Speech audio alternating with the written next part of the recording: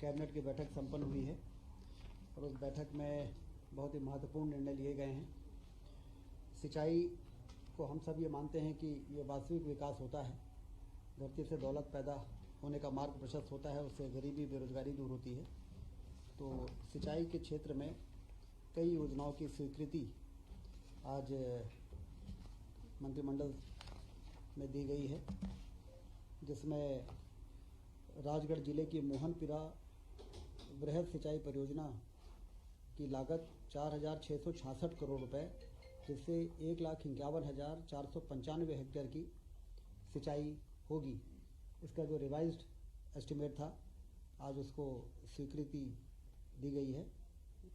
वहीं सीधी, रीवा और मऊगंज जिला और सिंगरौली जिले में लगभग 1,20,000 हेक्टेयर 1,20,000 हेक्टेयर पे सिंचाई का रकबा बढ़ सके, क्षेत्रफल बढ़ सके, इसके लिए 4,167 करोड़ रुपए की मंजूरी आज कैबिनेट ने दी है। एक बहुत बड़ी निर्णय आज हुआ है, जिसमें 663 गांवों को सिंचाई की सुविधा प्राप्त होगी और वो 4 जिलों को कवर करेगी, रीवा, मऊगंज, सीधी और सिंगरौली। एक महत्वपूर्ण निर्णय हुआ है। सिवनी और बालाघाट जिले की संजय सरोवर परियोजना के नहरों के विस्तारीकरण, नवीनीकरण, आधुनिकीकरण प्रस्ताव की स्वीकृति हुई है 332 करोड़ रुपए, और इसमें 11,450 हेक्टेयर अतिरिक्त एरिया में सिंचाई का लाभ सिवनी और बालाघाट जिले के किसानों को मिलेगा। बाणसागर बहुउद्देशीय परियोजना जो रीवा और सीधी को कवर करती है, इसमें बहुती नहर को भारत सरकार की modernisation of command area development work, जिसमें 60% केंद्र राशि देता है और 40% राज्य सरकार देता है। इसमें 1,146 करोड़ रुपए की मतलब जो इरिगेशन की मूल योजना थी, उसको परिवर्तित करके माइक्रो इरिगेशन में कन्वर्ट किया गया है। उसमें सिंचाई एक बड़े एरिया में सिंचाई से संभव हो सकेगी। कमांड एरिया बढ़ गया, जो पहले बहुती में 60,000 हेक्टेयर था, वो बढ़ के 80,000 हेक्टेयर हो जाएगा। तो 20,000 हेक्टेयर इस कन्वर्जन के कारण अतिरिक्त सिंचाई संभव हो सकेगी। इसके साथ ही स्टार्टअप एंड इंक्यूबेशन के संबंध में किए जा रहे कार्यों का समावेश सूक्ष्म, लघु और मध्यम उद्योग विभाग के अंतर्गत करने हेतु मध्य प्रदेश कार्यान्वयन में संशोधन की कार्रवाई का निर्णय लिया गया है। प्रशासनिक इकाइयों के पुनर्गठन के लिए मध्य प्रदेश प्रशासनिक इकाई पुनर्गठन आयोग गठित किए जाने हेतु आयोग का गठन होगा। आयोग की टर्म्स ऑफ रेफरेंस, आयोग का स्वरूप, इन सब चीज़ों के लिए आयोग के गठन की स्वीकृति मिली है, जिससे और ज़्यादा बेहतर प्रशासनिक नियंत्रण पूरे प्रदेश में सुनिश्चित हो सकेगा। अनुसूचित जाति कल्याण विभाग के अंतर्गत अनुदान प्राप्त अशासकीय संस्थाओं के शिक्षक और कर्मचारियों को 1 जनवरी 2006 से 6वें वेतनमान का लाभ देने एवं 53.74 करोड़ के अनुमानित व्यय का अनुमोदन किया गया है। अब उन्हें भी 6वें वेतन आयोग का लाभ मिल सकेगा।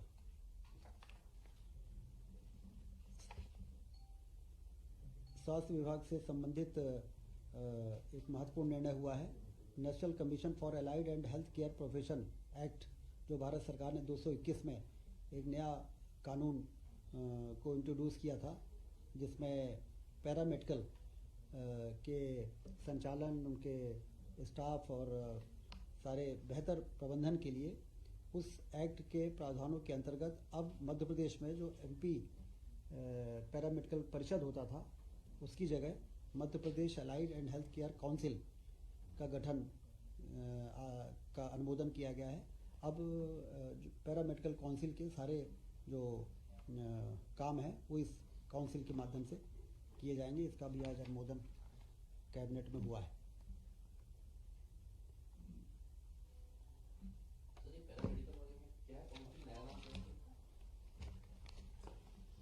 मध्य Pradesh allied and health care council, allied and health care council, पहले MP नर्सिंग काउंसिल था। इसके साथ ही माननीय मुख्यमंत्री जी ने लगभग 17,000 करोड़ से अधिक के भूमि पूजन लोकार्पण माननीय प्रधानमंत्री महोदय द्वारा जो 29 को होना है, जो विकसित भारत संकल्प यात्रा का एक तरह से वो समापन भी होगा, जिसमें पूरे देश भर में लोकार्पण और शिलान्यास के काम होंगे। तो इसमें ये वर्चुअली किया जाएगा। इसमें सभी मंत्रीगण अपने अपने विधानसभा से इसमें शामिल होंगे और जनप्रतिनिधि जो होंगे वो भी अपने क्षेत्रों में उपस्थित रहेंगे। लाखों लोग वर्चुअली इस कार्यक्रम में जुड़ेंगे और भूमि पूजन और शिलान्यास के कार्यक्रम होंगे। कल हुए ओलावृष्टि और अतिवृष्टि से होने वाली फसल हानि का सर्वे हेतु समस्त जिले के कलेक्टरों को निर्देश दिए जा चुके हैं और उनको ये स्पष्ट है कि कोई भी किसान जो प्रभावित हुआ है उसका सर्वे बहुत गंभीरता से के साथ किया जाए और जो भी मुआवजे का प्रावधान है उनको राहत राशि उपलब्ध कराई जाए। इसकी मॉनिटरिंग करने के लिए भी सभी मंत्री और विधायक और सांसदों को निर्देश हुए हैं कि वो अपने अपने क्षेत्रों में ये सुनिश्चित करें कि ठीक प्रकार से सर्वे और राहत राशि का वितरण हो जाए।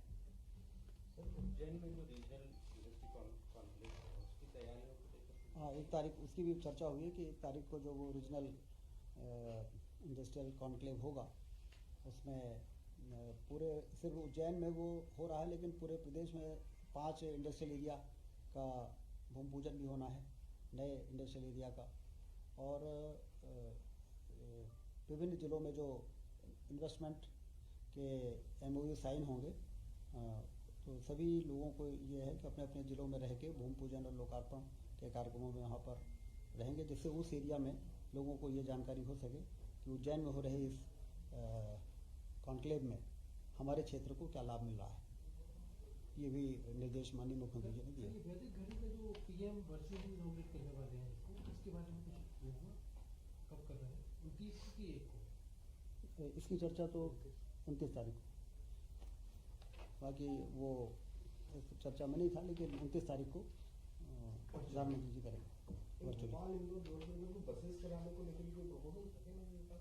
हाँ, वो हमें 555 बसेस ये दोनों नगरीय प्रशासन के दोनों निकालिएगा। बहुत अच्छा पॉइंट आपने। प्रधानमंत्री ई बस सेवा योजना की शुरुआत हो रही है, जिसमें हमारे प्रदेश के ग्वालियर, जबलपुर, उज्जैन, भोपाल, इंदौर और सागर में PM ई बस योजना के अंतर्गत 552 शहरी ई बसों की शुरुआत के लिए स्वीकृति दी गई है। इसमें केंद्र सरकार बसों को भी उपलब्ध करा रही है और 12 वर्षों तक उसके संचालन के लिए जो O&M कॉस्ट है वो भी अवेलेबल करा रही है। इससे ई बस को प्रमोशन भी होगा और धीरे धीरे फिर उसका विस्तार किया जाएगा।